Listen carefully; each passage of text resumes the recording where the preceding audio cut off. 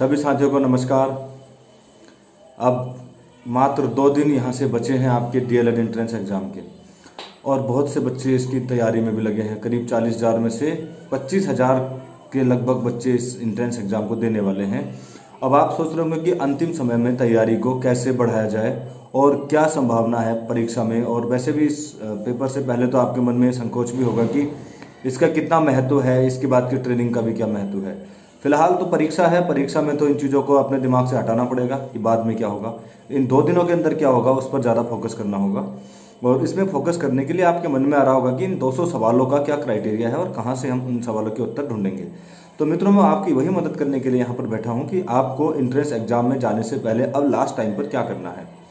सबसे महत्वपूर्ण इसका पोर्शन होता है जीएस का, क्योंकि मैथमेटिकल जो पोर्शन होता है इसका आसान होता है, जो 50 नंबर का होता है। जो मैथ स्ट्रीम से होते हैं उनके लिए वो बहुत ज़्यादा डिफिकल्ट होता भी नहीं है। जीएस में खास तौर पर आप देखेंगे कि इस तरह के सवाल की जो पिछली बार भी आए थे, नगर निगम की जनसंख्या क्या क्या क्राइटेरिया है, और जो इकोसिस्टम है उसका जो क्रेडिट किसको जाता है, इस तरह के जो सवाल जो आमतौर पर नॉर्मल लूसेंट या अदर्स किताबों में नहीं मिलते हैं, बेसिक नॉलेज पर आपके वो निर्भर करते हैं। ऐसे सवालों के लिए भी आपको तैयार रहना है।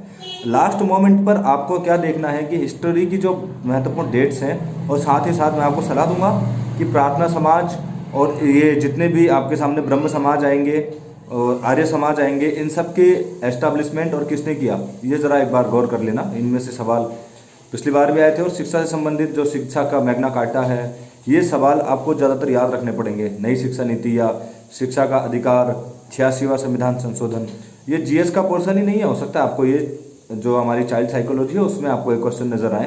तो ये बेसिकली आपको इन चीज़ों के बारे में थोड़ी बहुत जानकारी आपको रखनी पड़ेगी। पिछली बार के एग्जाम में उत्तराखंड ना के बराबर आया था, 1-2 सवाल आए थे। इस बार संभावना है कि 2-3 सवाल एक्स्ट्रा आ भी जाएंगे। करंट अफेयर भी निर्धारक था पिछली बार, 3-4 क्वेश्चन थे उसमें, इसलिए इस बार करंट अफेयर्स का जो पेपर था वो लगभग 30 मार्च से पहले बन गया होगा। तो आपको ये भी देखना है कि ज़्यादा लेटेस्ट करंट अफेयर आपने ना पढ़ा हो तो बेहतर है, और अगर पढ़ा भी है तो वो पहले का होना चाहिए, या आप उस पर ज़्यादा फोकस मत करिए। ठीक, लगभग 30 से ऊपर आप ले आते हैं जीएस में तो आप कामयाब माने जाएंगे।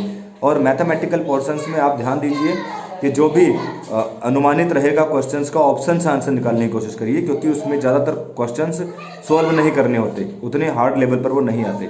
तो आपको वो तरीके फाइंड करने पड़ेंगे 2 दिनों के अंदर कि आप आंसर के करीब कैसे पहुँचे, क्योंकि मैथ आसान आता है। रीजनिंग का लेवल थोड़ा सा टफ होता है, क्योंकि इसमें आकृति आती हैं जो उलझा देती हैं आपको। करीब 5-6 क्वेश्चन आकृति के होंगे जो उलझाएंगे। तो रीजनिंग पर आपको एक सेंट्रलाइज दिमाग रखना पड़ेगा। 2.5 घंटे आप लगता है कि 200 क्वेश्चन के लिए ज़रूरी हैं, लेकिन वो कम पड़ जाते हैं। तो स्पीड को भी लगातार बनाए रखिएगा। हल्के में 5 मिनट के लिए भी खाली बैठने की कोशिश मत करना।